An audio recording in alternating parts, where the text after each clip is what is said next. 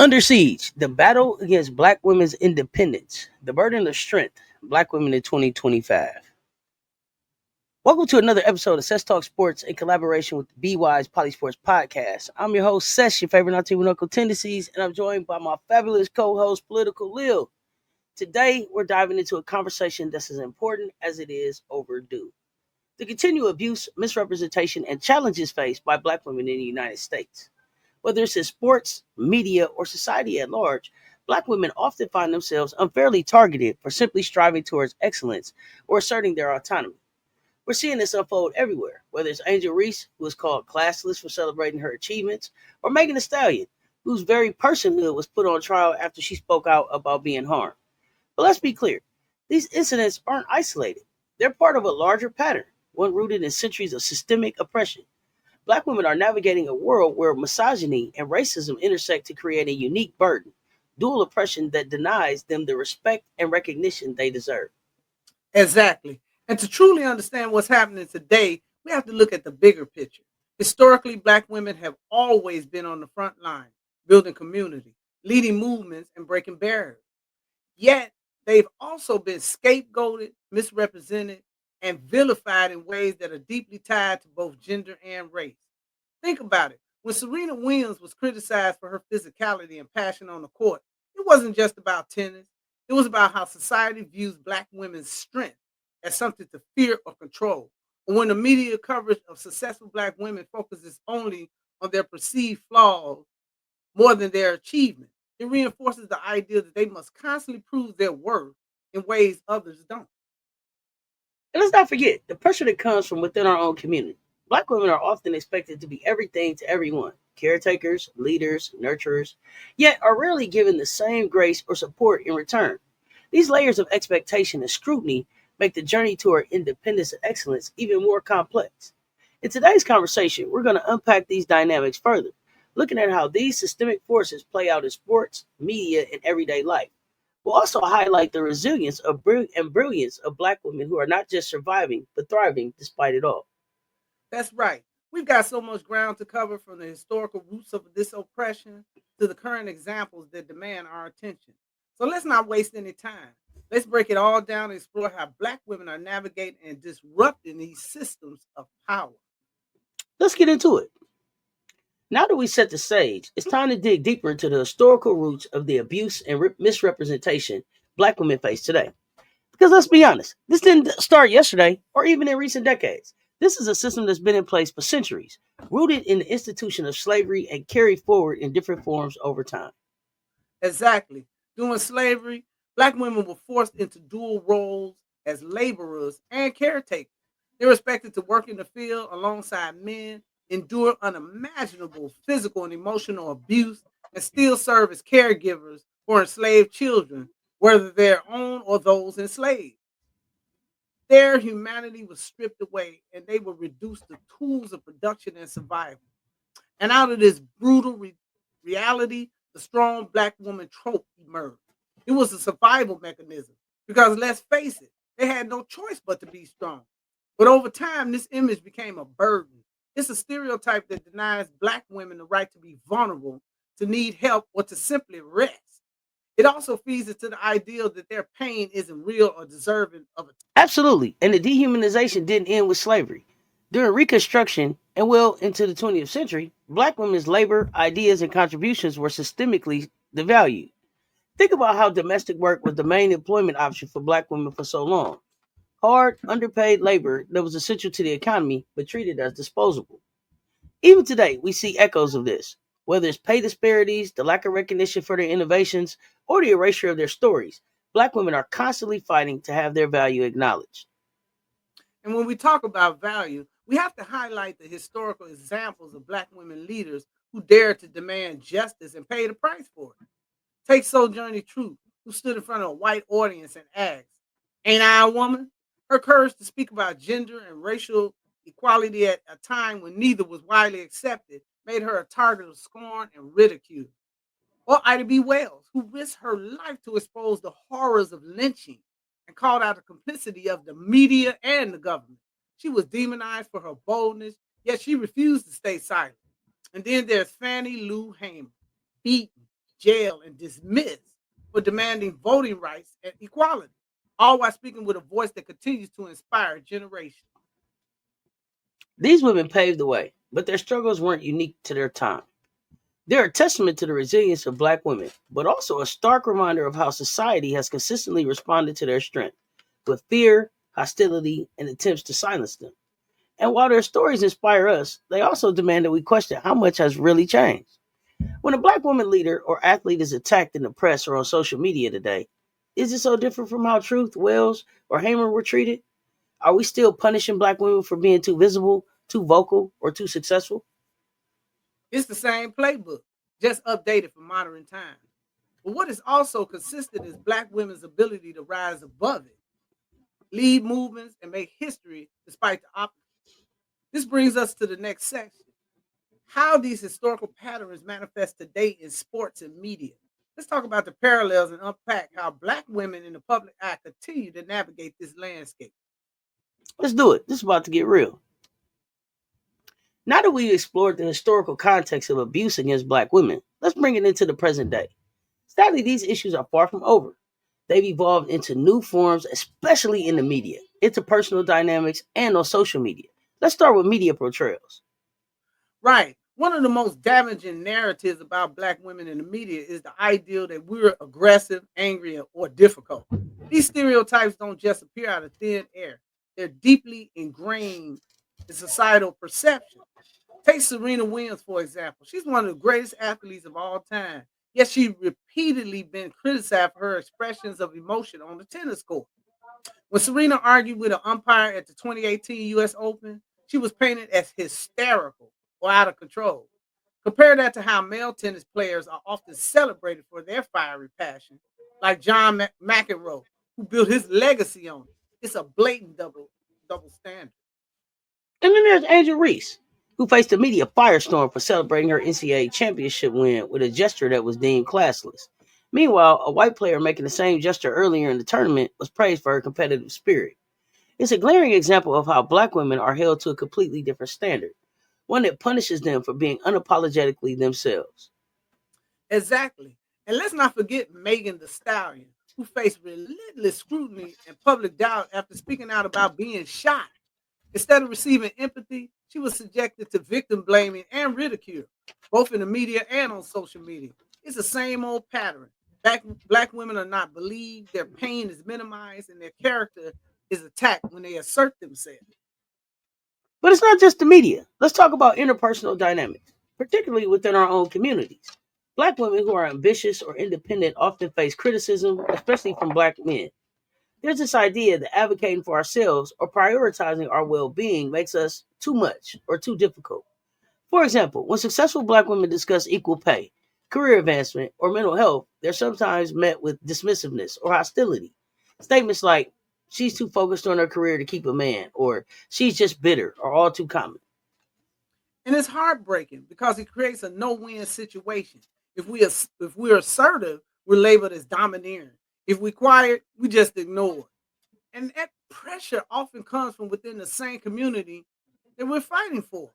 Black women are expected to support everyone else, but who's supporting us? And then you add social media to the mix, a space that amplifies this misogynoir to an unimaginable degree. Platforms like X, Instagram, and TikTok have become breeding grounds for trolling, bullying, and public humiliation.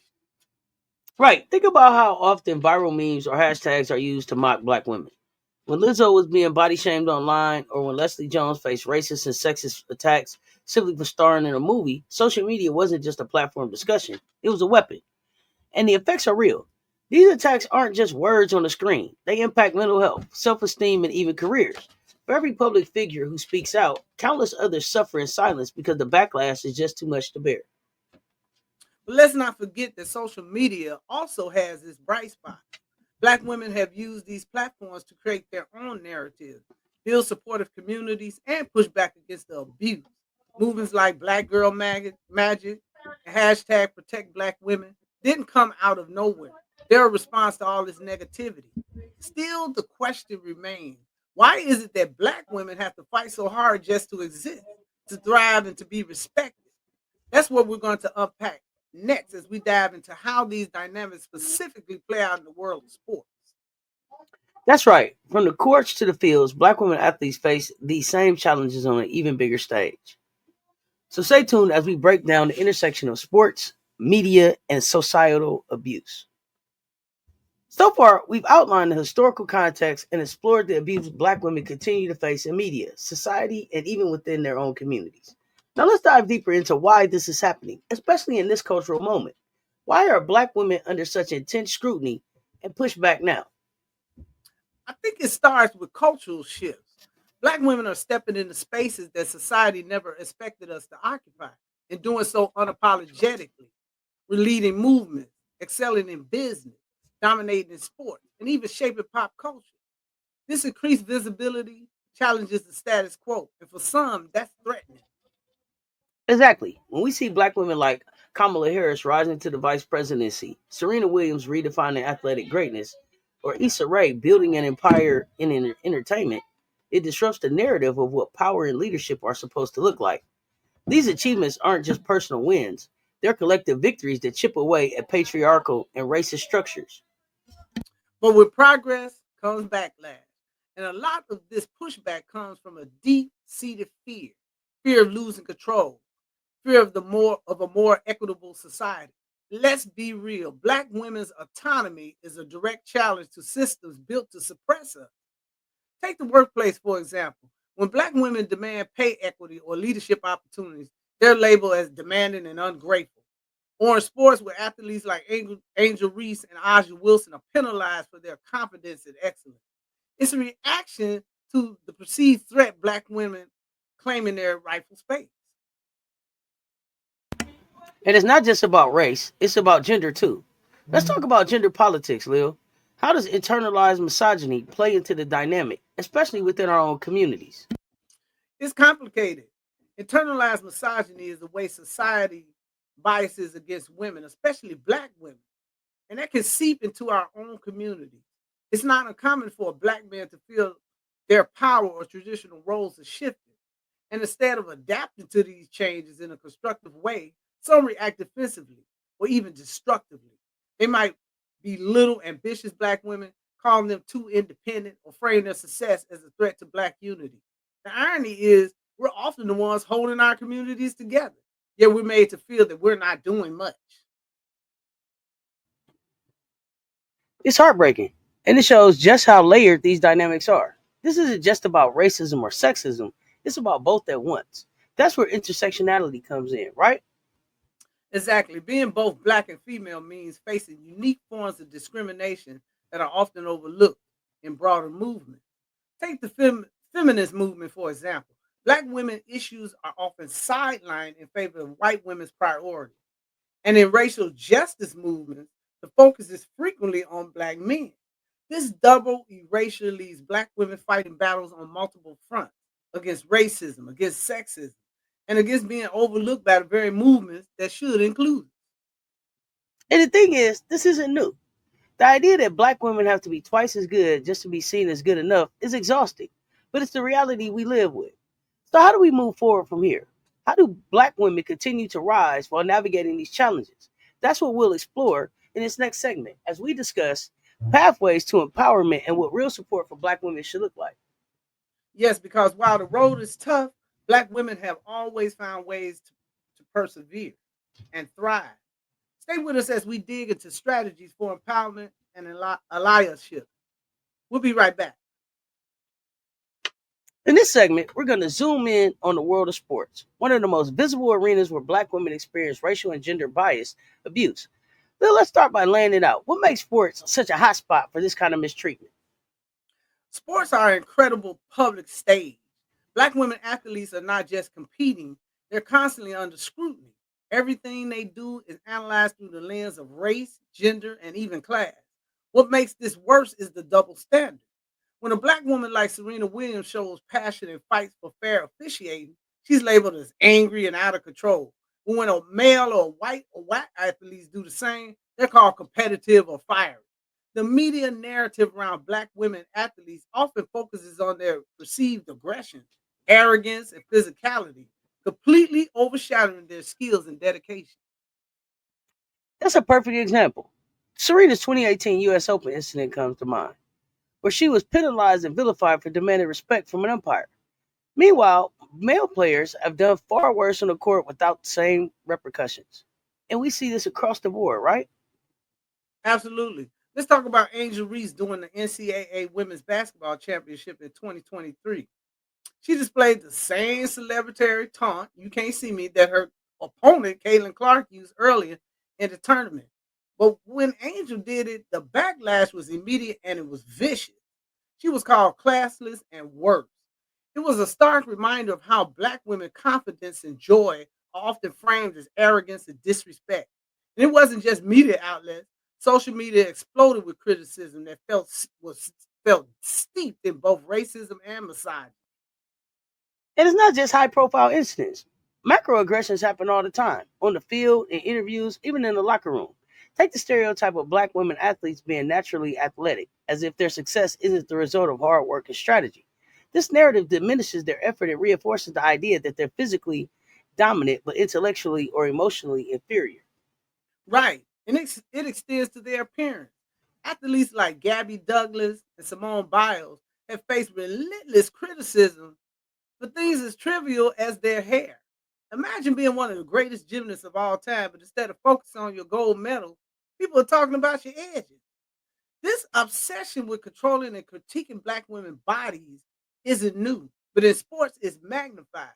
Their bodies are celebrated for performance, but policed for everything else.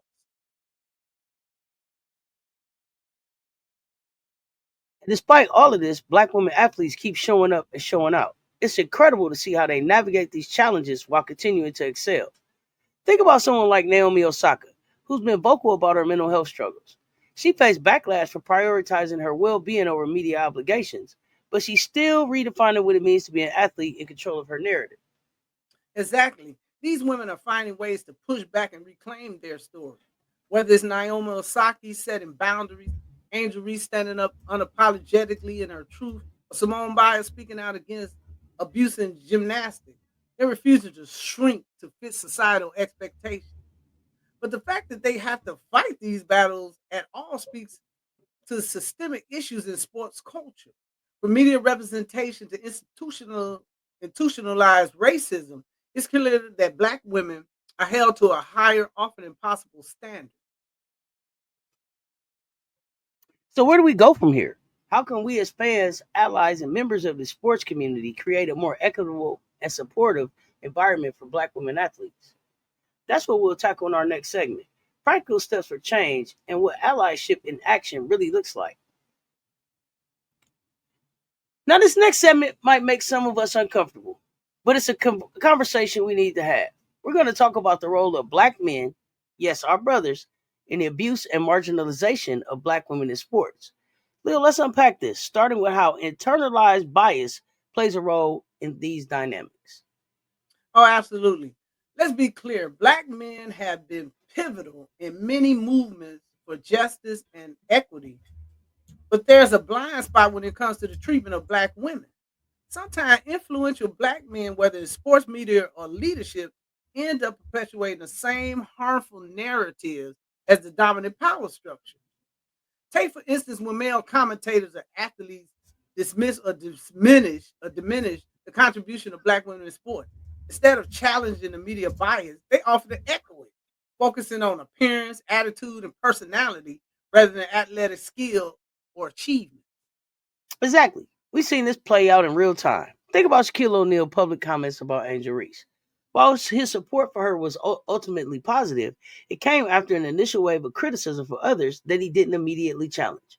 Or look at how some of black male commentators have subtly reinforced the idea that black women athletes are too loud, too bold, or too unladylike. It's disappointing because their voice carries so much weight. Instead of standing firmly with black women, some align with narratives that reinforce white patriarchal ideas, such as characterizing black women as overly aggressive, ungrateful, or hypersexualized. And this isn't limited to the media. Let's talk about leadership in sports organizations and even coaching roles. Black men are often more likely to receive opportunity and visibility than Black women. Yet, when Black women do step into leadership roles, like Dawn Staley or Teresa Weatherspoon, for example, they face immense scrutiny, often from their own community. Instead of celebrating these trailblazers, some influential black men question their methods, their style, and even their right to be there. This kind of internalized bias creates barriers rather than breaking them down.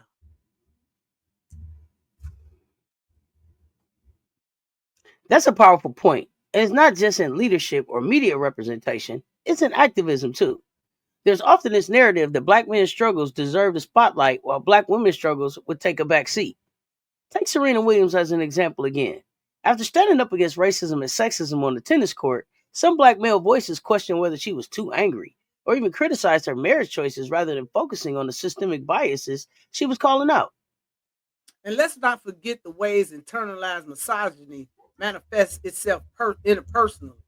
In many cases, black men feel threatened by black women's success or independence. Instead of supporting black women as they rise, they may tear them down, accuse them of being too ambitious, or question their authenticity. This isn't just harmful to black women, it's harmful to an entire black community. When black men fail to support black women, they're reinforcing the very systems of oppression we all fight against. Malcolm X emphasized the importance of black unity and self respect. Central to his teachings was the elevation and protection of black women. He believed that the treatment of black women was a reflection of the community's overall strength and integrity. In essence, Malcolm X's message was a call to action. He challenged black men to take responsibility for the well being of black women, asserting that true manhood could not only be achieved through defense, asserting that true manhood could only be achieved through the defense and upliftment of their woman. Malcolm X firmly believed that for black men to be recognized as men, they must stand up and defend their women. He argued that the respect and protection of black women were not only moral imperatives, but also essential for the liberation and dignity of the entire black community. So, what's the solution? How do we begin to shift this dynamic and create real solidarity between black men and women, especially in sports? It starts with accountability. Black men need to examine their own biases and actively challenge the narrative they've internalized. It also requires intentional action. Stand up for black women in every space, whether it's on the court, in the locker room, or in the boardroom. This isn't just about individual actions, though. It's about creating a culture where supporting black women is the norm and not the exception. And it requires all of us, black men and women, working together to dismantle the structures that divide us. Powerful words. This is about progress for all of us, and black women cannot be the only ones carrying this burden. In our next segment, we'll dive into a few case studies, then we'll dive into solutions, how allies, fans, and the broader sports community can step up and make real change for black women. Let's examine our first case study at the specifics of Angel Reese's journey as a professional basketball player, particularly focusing on her experiences with social media exploitation and the attacks against her, and exploring why these things are happening. Our first case study is the incredible journey of Angel Reese, one of the brightest young stars in basketball today. Angel burst onto the national stage after leading LSU to an championship.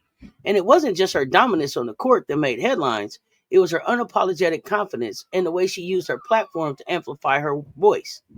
Lil, she set the stage for us. What makes Angel's transition to the WNBA so significant? Says Angel Reese is a generational talent, no doubt about it. Her performance during LSU's championship run was stuff of legend. She didn't just play the game, she owned the moment. But what's even more groundbreaking is how she leveraged her success in this new NIL era. Angel was one of the most high profile athletes to take advantage of NIL, which is the name, image, and likeness opportunity. She secured lucrative endorsement deals, built a personal brand that resonates far beyond basketball, and has become a role model for young athletes who want to succeed both on and off the court. It was a new era for college athletes, and Angel led the charge. That's right. Angel's rise is proof that athletes can and should own their narratives and their futures. But as we've seen time and again, with success comes scrutiny, especially for black women. Since her championship win, Angel has faced significant backlash, particularly from white sports fans and media figures. And what's so striking is how her confidence, the very thing that makes her such a standout, has been twisted into something negative. Lil, break it down for us. Why is Angel being criticized for behaviors that others, like Caitlin Clark, are praised for? It's a classic case of double standard. Let's take trash talking, for example. During the NCAA tournament, Caitlin Clark was celebrated for her fiery competitive. She even did the same "you can't see me" gesture that Angel did. But when Angel returned that energy during the championship game, the narrative shifted. Instead of being praised for her passion and confidence, Angel was labeled disrespectful and unsportsmanlike. Media pundits and fans alike came down on her hard. And it wasn't just criticism of her actions, it became personal. They attacked her character, her intelligence, and even her right to be in the spotlight. It's the same playbook we've seen used against black women time and time again. And it's exhausting because this isn't just about sports. It's about the broader societal bias that paints black women as too much, no matter what they do. Too loud, too confident, too ambitious. Angel Reese is unapologetically herself, and for that, she's been put under a microscope in a way her white counterparts haven't. But here's the thing, Angel isn't backing down. She's showing us what it means to own your success and your narrative, even when others try to tear you down. Angel transitions into the WNBA with the dynamic playing out. Angel's transition into the WNBA has has been a continuation of the spotlight she garnered in college, both the good and the bad. Her rookie season has been a testament to her ability to rise above the noise, but it hasn't come without new challenges. Despite being one of the most high-profile rookies, she faced intensive scrutiny from fans, media, and even within the league itself. However, Angel has doubled down on what makes her a standout: her authenticity, resilience, and her ability to own her own narrative. On the court, she has proven why she was one of the most anticipated rookies in years, with standout performances that highlighted her dominance as a player.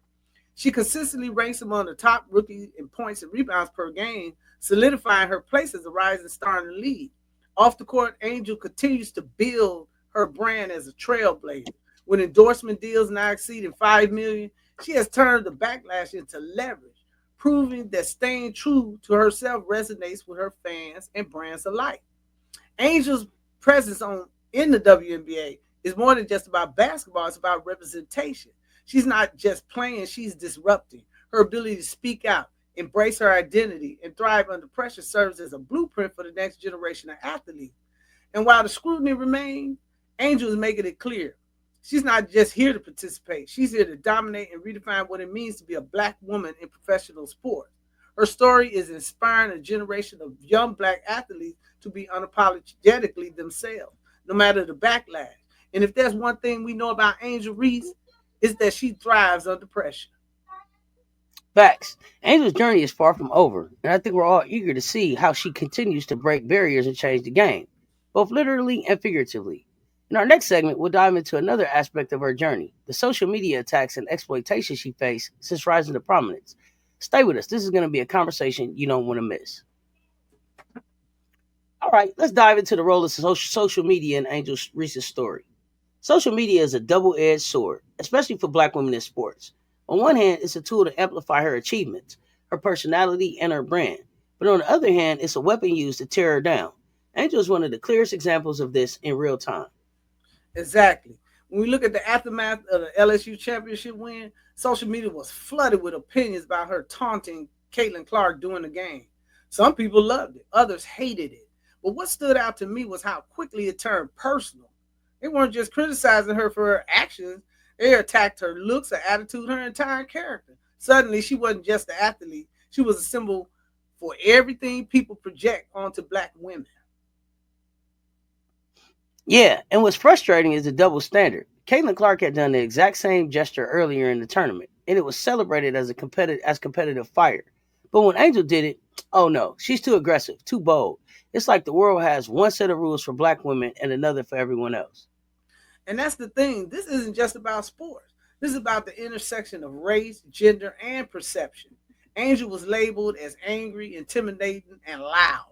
Those aren't just words, they're stereotypes that have been weaponized against black women for generations. Meanwhile, Clark's behavior was seen as the competitive spirit. It's like the media and the fans were watching the same game through two completely different lenses. And social media platforms, they thrive on this kind of drama. Let's be real. They see conflict and controversy as engagement gold. The rivalry between Reese and Clark became this clickbait spectacle and the nuance.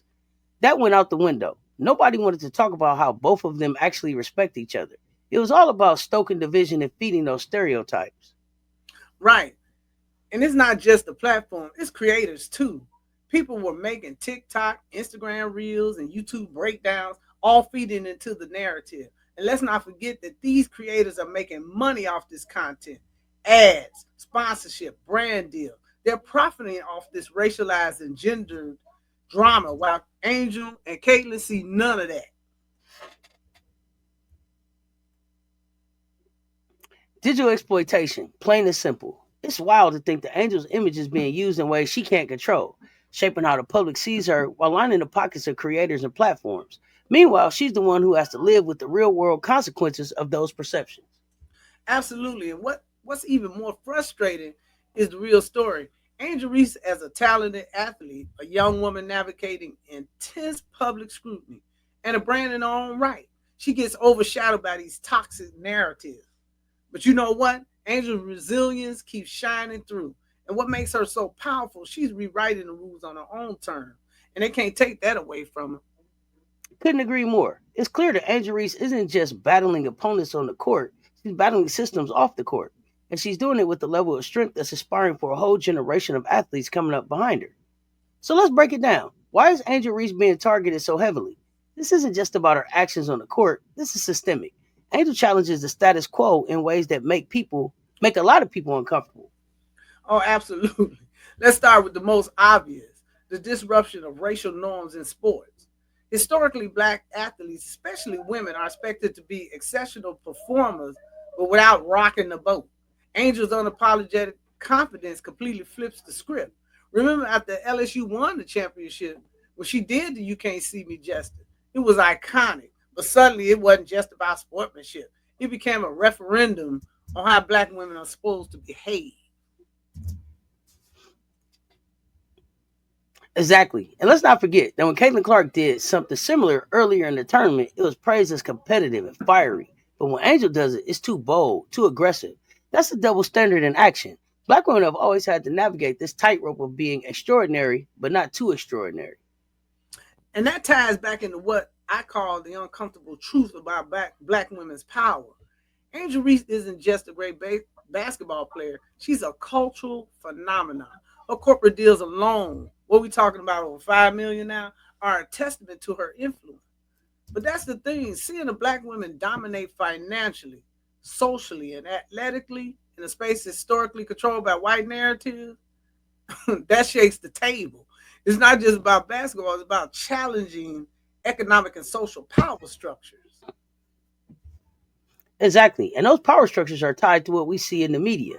Angel is constantly positioned as the angry black woman, overly aggressive, ungrateful, and let's be clear, that's not by accident. The media thrives on this racialized stereotypes. Take that ESPN segment right after the championship. They could have highlighted her as a leader and a role model, but instead the focus was on her attitude and antics. Why? Because those narratives keep black women in a box. And let's not forget about economic exploitation here. Social media and media outlets are making millions off of Angel Reese's name and image. Look at how many TikTok reels and articles dissect her every move, her confidence, her body language, even her lashes and nails. These platforms monetize her image and the controversies they create around her. But Angel isn't getting a cut of that. It's exploitation, plain and simple. Right. And the crazy part is they're using these narratives to undermine her marketability. If they can paint her as too controversial, it makes it harder for her to secure those sponsorship deals. But here's the thing: Angel isn't playing by their rules. She's out here signing with brands like Coach, Amazon, Hershey's, General Mills, Cash App, Outback Steakhouse, Reebok, Beats by Dre, and appearing on the cover of numerous magazines, most recently Vogue, proving that authenticity sells. That's what's so threatening about her. Angel isn't just surviving in this system, she's thriving. But her success exposes cracks in the system itself. When a black woman like Angel Reese can dominate on the court, own her narrative, and secure the bag, it forces people to reckon with the fact that the traditional power structures in sports aren't built for her. or any black woman to succeed. And that's why she's targeted. She's not just disrupting, she's redefining. Exactly. Angel Reese is a walking revolution. She's changing the game in more ways than one, and the backlash she faces is proof that her impact is bigger than basketball. She's a symbol of what's possible when black women refuse to conform, and that scares people. Let's talk about the elephant in the room, the role of white men and how black women athletes like Angel Reese are exploited. This isn't just a sports issue. It's a systemic issue tied to who controls the narrative and profits from it. Exactly. Let's start with financial exploitation. Social media platforms and media outlets are raking in profits by sensationalizing athletes like Angel Reese. Look at the numbers. She's one of the most engaging figures in women's sports. But how much of that profit goes back to her? Platforms like YouTube, Instagram, and X, formerly known as Twitter, make millions from content that features Angel. But Angel herself doesn't see a dime from most of it. And it's not just the platforms. Let's name names. You've got YouTube creators like Skip Bayless, Clay Travis, and even Jason Whitlock, men who lean into the hypercriticism narratives to profit from controversy. On X, accounts like Outkick, The Shade Room, and Barstool Sports are notorious for fanning the flames. They twist Angel's confidence into something negative, calling her behavior classless or arrogant. But let Caitlin Clark or any other white athlete do the same thing, and suddenly it's competitive spirit. That double standard is exhausting. Exactly. And the narrative isn't just random, it's strategic. Perpetuating stereotypes for profit is a tried and true tactic. These media figures lean into the angry black woman trope because it gets clicked. Take the infamous clip Skip Bayless posted after the LSU championship win, where he implied Reese was being unsportsmanlike. That video went viral. And you know what? It wasn't because Skip had a nuanced take on the game. It was because he framed Angel in a way that fed into existing biases. And who profits for all these ad views? Not Angel Reese. It's exploitation, plain and simple. These platforms and creators make money by using Angel's image to drive engagement, but in doing so, they strip away her dignity. They reduce her to a caricature, the loud black woman, while completely ignoring her skills, leadership, and the fact that she's one of the biggest names in women's sports right now. And let's not forget, this isn't just harmful to Angel, it's harmful to all black women athletes. When you perpetuate these stereotypes, you're sending a message to sponsors, fans, and future generation of athletes. This is the box we want you to stay in. It limits your opportunities and devalues their contributions to the sport ecosystem. Meanwhile, these same creators and platforms elevate white athletes with narratives of grit and determination. The contrast is stark, and it's not by accident. It's about maintaining a system where black women are commodified for profit, but never fully celebrated or compensated for their work. And that's the problem. This isn't just bias, it's a system designed to exploit. Angel Reese is flipping that system on its head, though. She's making her own deals, building her own brand, and refusing to let others define her. That's why she's a threat to the old power structures. But make no mistake, those structures aren't going down without a fight. Right. Angel Reese is forcing a reckoning, whether these platforms and creators like it or not. And the more we call out the Skip Bayless, the Clay Travises, the Jason Whitlocks, Emmanuel Achos, Stephen A's, Cliff Barnes, Charles Whites, and others of the media and sports world, the closer we get to dismantling this system of exploitation. Angel's not just playing basketball, she's redefining what it means to be a black woman in sports. All right, let's dive deeper. Angel Reese's experiences on social media and the public attacks she's endured don't exist in a vacuum. They're part of a much larger, disturbing pattern, one that combines racial and gender exploitation in ways that go far beyond the basketball court. Absolutely. What we're seeing is the intersectional bias at work.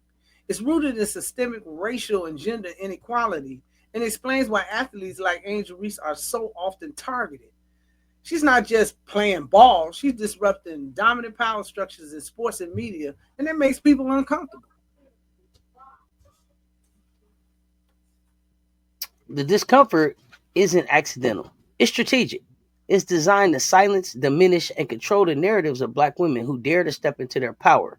But here's the thing, recognizing this as separate forms of discrimination isn't enough. There are interconnected systems of oppression that shape how black women are treated and represented. Exactly. And the challenge is not just calling it out. It's figuring out how to confront and dismantle these systems. And that's where allies come in. This is about more than just cheering for Angel Reese from the sideline. It's about real, meaningful support. Let's talk solutions. What can listeners do to support athletes like Angel Reese and to combat this racialized and gendered exploitation in sports and media?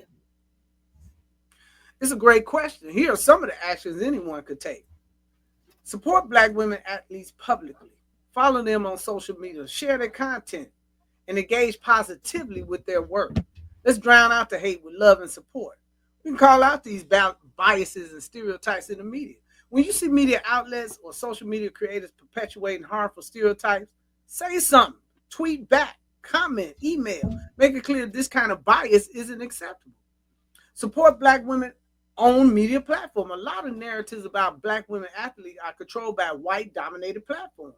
So if you support black owned sport media and outlets, we can amplify authentic stories about black women athletes.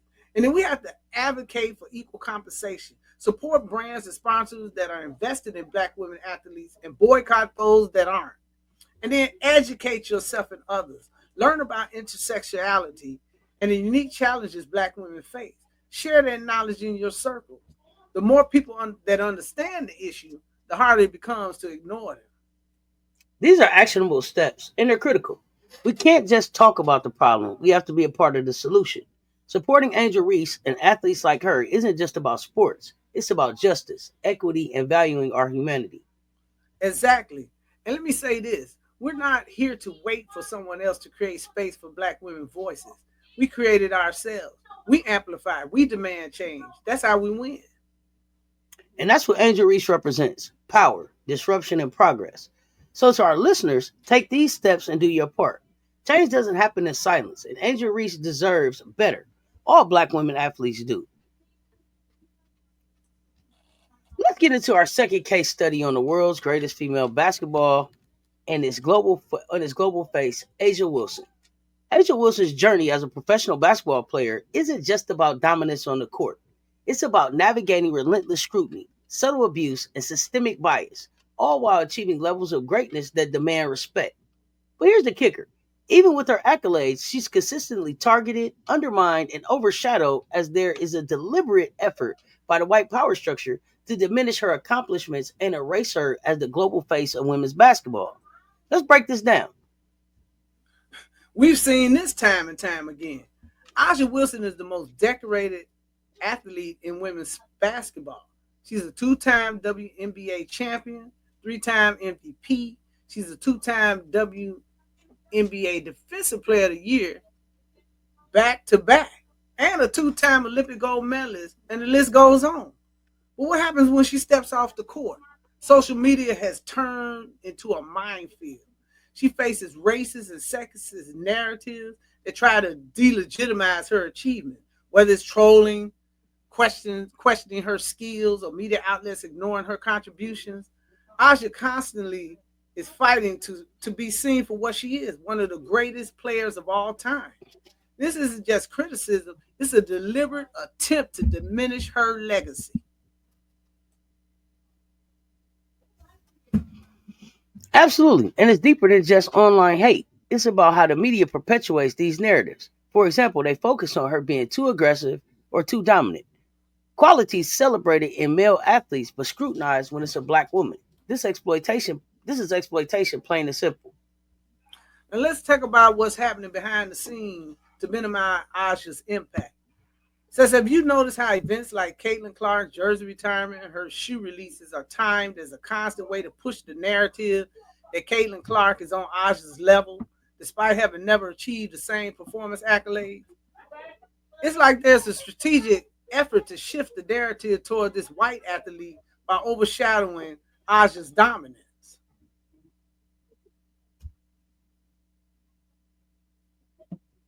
I've seen it. The timing isn't a coincidence.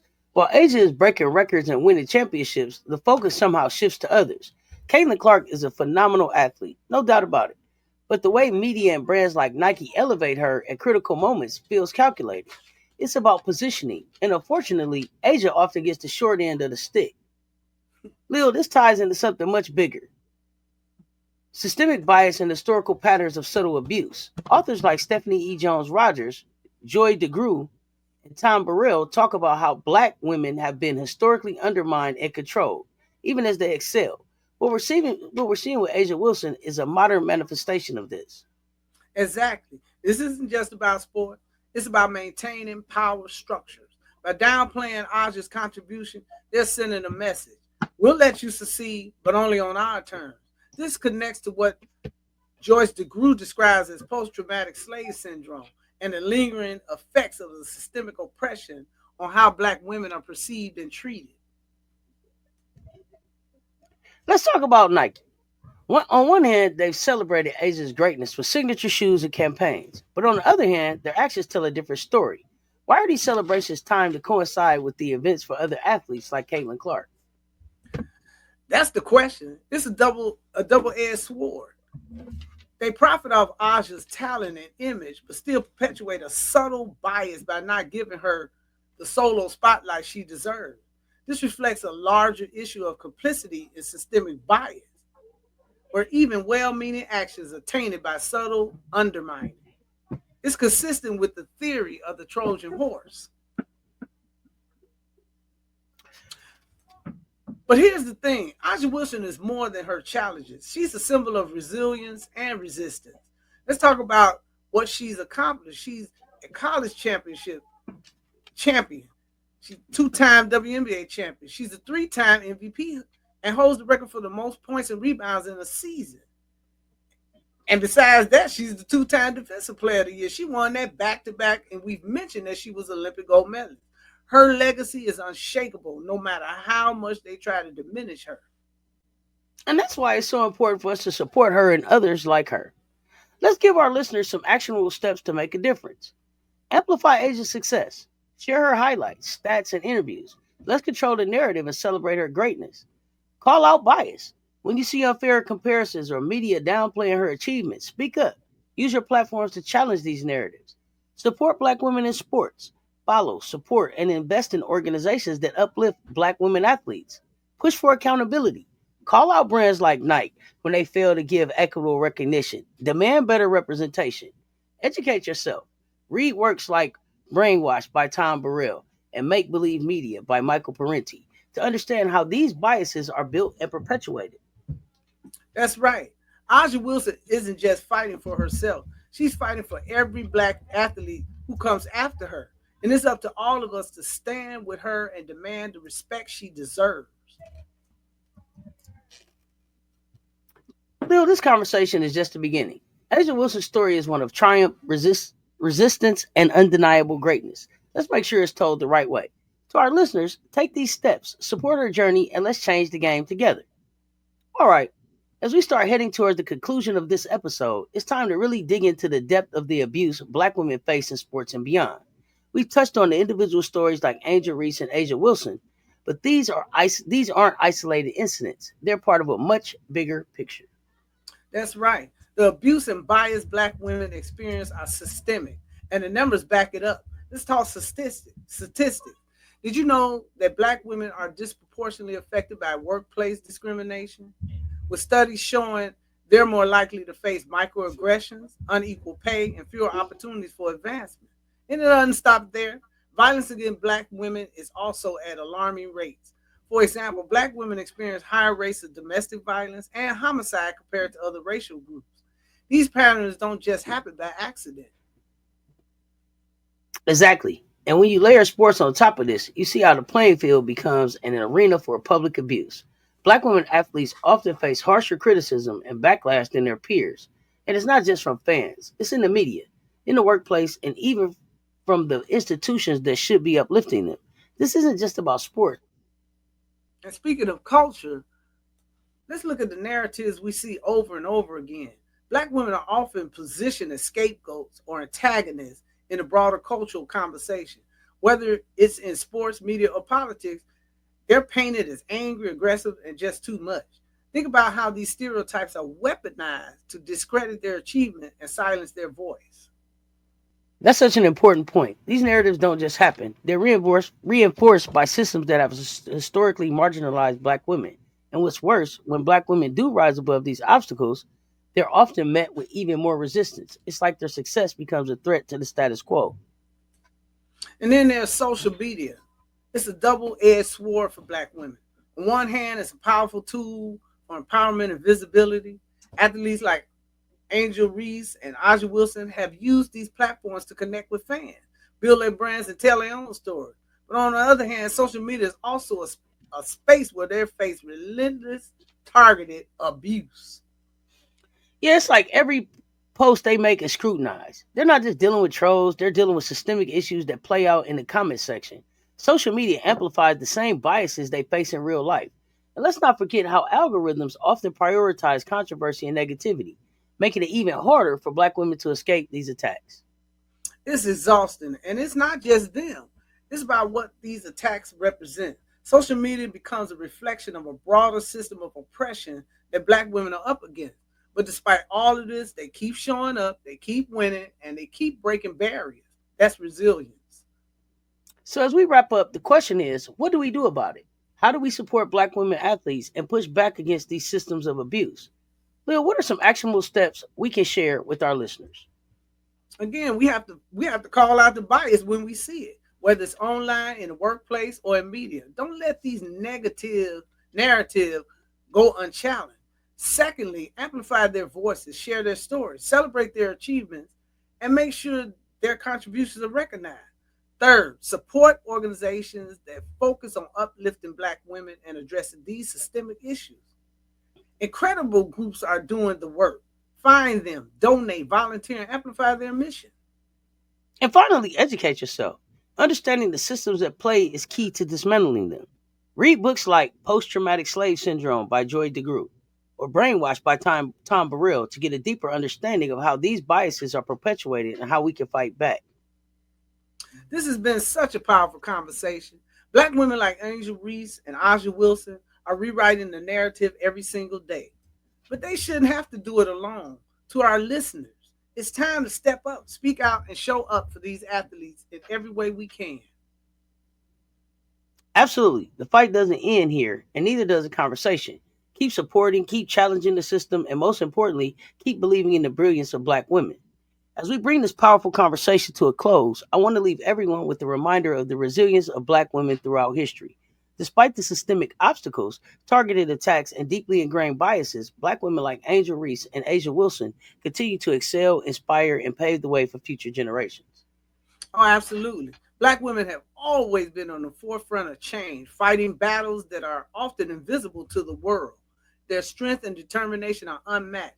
And let's not forget, they shouldn't have to carry this burden alone. It's up to all of us to step up and be allies in dismantling misogyny and creating spaces where black women can thrive unapologetically. And to our listeners, it starts with small, meaningful actions. Challenge the narratives you hear in your circles. Speak up when you see or hear bias. Celebrate and amplify the voices of black women in your communities, your workplaces, and your social media platforms. No action is too small when it's part of a bigger movement. That's right. And while this fight is far from over, there's hope. Hope in the progress we've seen. Hope in the voices that refuse to be silenced, and hope in a future where the brilliance of black women is acknowledged, celebrated, and valued, not despite their identity, but because of it. So let's carry that hope forward and turn it into action. Join us for a live discussion with a group of YouTube social media content creators supporting black women in sports excellence, and they do it with the vigor and the veracity, challenging any negative narrative. These are special guests who will be a part of a panel discussion about the treatment of black women and black female athletes, especially on YouTube platforms, X, Instagram, and other media outlets. Thank you all for tuning in today and for being part of this critical conversation. Together, we can make a difference. We'd love to hear your thoughts on today's episode. Share your insights with us on social media, leave a comment, or send us feedback. If you enjoyed today's discussion, don't forget to like, share, and subscribe to the channel and share this episode with your friends, family, and community. Let's keep the conversation going on social media. Amplify this conversation around equity and leadership in sports and tell us what were your takeaways. What inspired you? Tag us and let us know. And before we sign off, remember, representation matters. Stay tuned for more Cess Talk Sports, Be Wise Polysports podcast episodes. Up next, we're going to look at the threat of black women disrupting the power structure. And last but not least, remember, sports are never just about the game. It's about the stories we tell and the change we create. It's up to everyone within the sound of my voice to be a change agent. Until next time, stay wise and stay engaged. Stay tuned. Talk soon. I'm Cess, your favorite auntie with Uncle Tendencies, and Political Lil. We out.